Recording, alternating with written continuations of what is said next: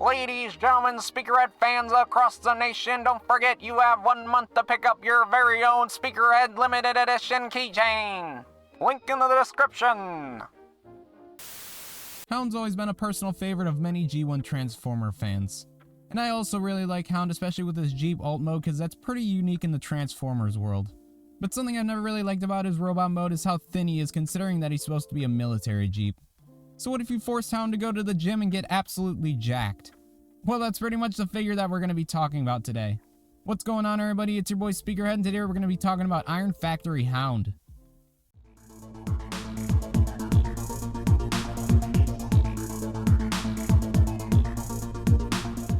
But before we get into this review, if you guys enjoy any of this sort of content and want to see more of it, make sure to like and subscribe. It really does help me out. We set a new goal to hit 1,500 subscribers by 2024, so if you want to help me reach that goal, make sure to subscribe. Also, if you enjoy any of the music in this video or just want to support the channel in general, it's all part of my royalty-free music label, Speakerhead Studios. All the music on this label is completely royalty-free, so go ahead and use it for any of your content creating needs. Finally, I want to mention if you want to support the channel directly and get access to some exclusive perks, you can become a channel member today. But now that we got all that out of the way, let's talk about this little beefy Hound. And of course, as usual, we're going to start off talking about his accessories. So the accessories this Hound comes with is going to be his shoulder cannon, which is molded in a green plastic, but it has a nice silver painted missile on the front. And then he's also going to come with a nice stylized blaster with the same silver paint job on it. And then finally he's going to come with 3 sets of hands. 1 set of closed fists, 1 set of slightly open fists so you can hold his blaster, and then finally a pair of mostly open hands. But now that we're done talking about accessories, let's move on to the actual figure. And to start off, let's talk about his overall sculpt. So when it comes to sculpt of this Hound, I actually really do love it. I'm not sure exactly where it's from, but I'm pretty sure since it's Iron Factory that it's based off an IDW design. But when it comes to Hound, I wish that he looked more like this in the G1 cartoon, because I really think that he should have been a little bit more beefy. I just never liked how thin his arms were. But moving on to the details of the sculpt, I really do like the overall sculpt of the head. It's just your classic G1 Hound head. However, something I will mention is that I think the head feels a little bit small for the overall figure. I really do like the overall bulk of the figure, but I really think that the head is a little bit too small for the rest of the body. However, if the body was a little bit thinner like the G1 sculpt, then I think it would look a little bit better. But it is something I did notice about the figure, and it's honestly probably the worst part about the sculpt, but I did want to mention it. But moving on to the sculpt of the arms, I really do like the overall sculpt of them. I really like the big beefy shoulder pads that are made by the front of his grill. I think that looks really awesome. And I also like the thicker lower arms as well. I think that just looks really awesome, especially with that yellow stripe. Moving on to the chest now, it's a little bit stylized, but it's pretty much going to be your signature Hound chest. And I think they did a really good job with this. I really like the look of it. Moving down to the legs, I really do like the sculpt of these as well. For the upper legs, there's really not much to talk about, but for the lower legs, I really like how beefy they are. And then finally talking about the feet, I really do like the overall sculpt of them. And then quickly taking a peek at the side and back of this Hound, he doesn't really have any sort of gaps, which I really do like. But overall, I really do like the overall sculpt of this Hound. I really like the more beefy aesthetic that he has. I think this bulky aesthetic just looks much better on Hound compared to having a thin frame. But now that we talked about the sculpt, let's move on to the paint job of this Hound. So starting with his face, the only paint that's going to be on there is that nice silver paint that's for the general overall face. And then he has some nice blues that are painted for the eyes. Moving on the arms, the shoulders have a nice gunmetal gray painted for the grill pieces. Then they have some nice yellow details painted on, plus that yellow star that looks great. And then moving on to the lower arms, that yellow stripe on there is going to be painted on. And then I'll also mention this as well, as far as I can tell, the green on the back of the hands is going to be painted on. But moving on to the chest, the headlights are going to be painted a nice silver. And then the little toe piece in the center is also painted a nice silver. I'm not exactly sure what it's called, but that center piece is also painted silver. And then finally, just like the shoulders, that grill piece is going to be painted in a nice gunmetal gray. Moving on to the waist, there's going to be a tiny bit of gunmetal gray painted on there. And then finally moving on to the legs and feet, the only paint that's going to be on there is those little tiny yellow details. And then I'll also mention that the rims of the wheels are painted in a nice silver. So overall, there's not a crazy amount of paint on this guy. It's a lot of just plain plastic, but the paint that's applied on there is going to be clean and nicely applied. So now that we talked about the paint job of this figure, let's move on to the posability.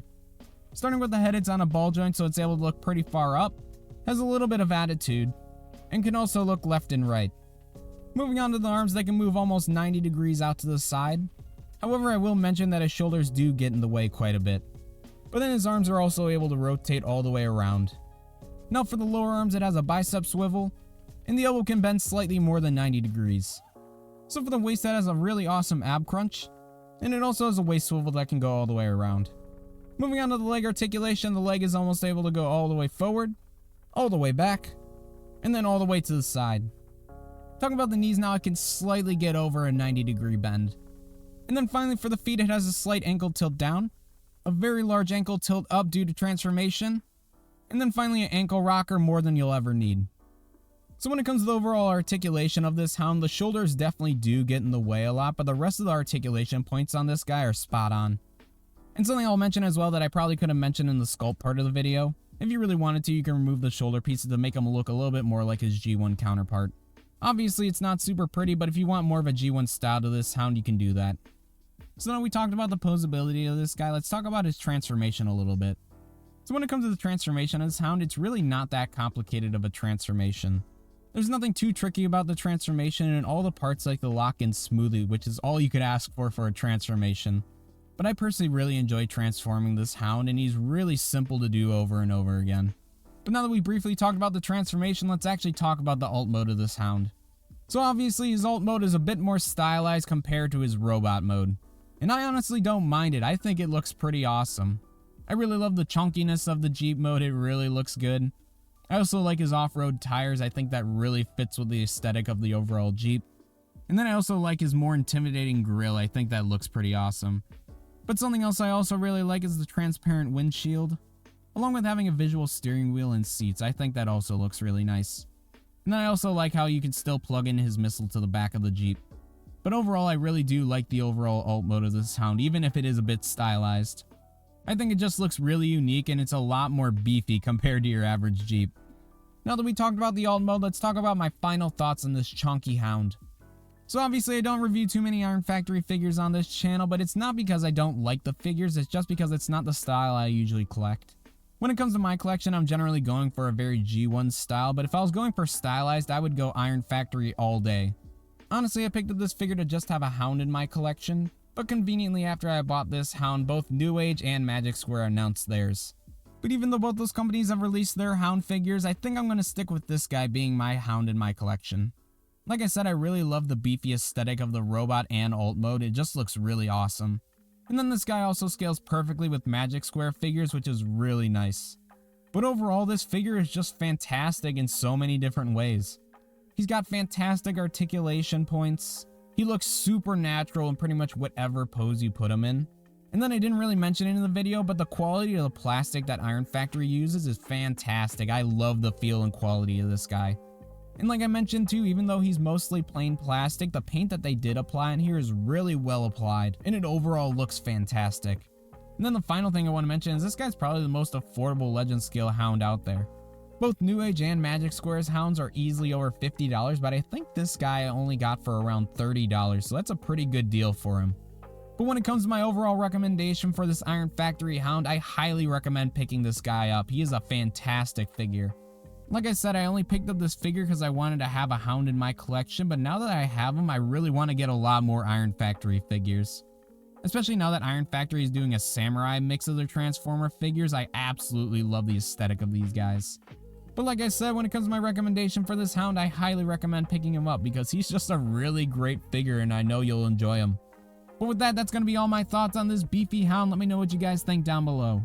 Let me know if you guys own any Iron Factory figures or if you plan on picking any up in the future. But if you guys enjoyed this content, make sure to like and subscribe. It really does help me out. Also, if you enjoyed any of the music in this video or just want to support the channel in general, it's all part of my royalty-free music label, Speakerhead Studios, link in the description. And finally, once again, if you want to support the channel directly, you can become a channel member today. But that's it for me, guys. I appreciate you checking out the video, and I'll catch all y'all in the next one. Peace! Big shout out to our channel members. Your guys' support helps keep the channel up and running, so once again, thank you guys for all of your support.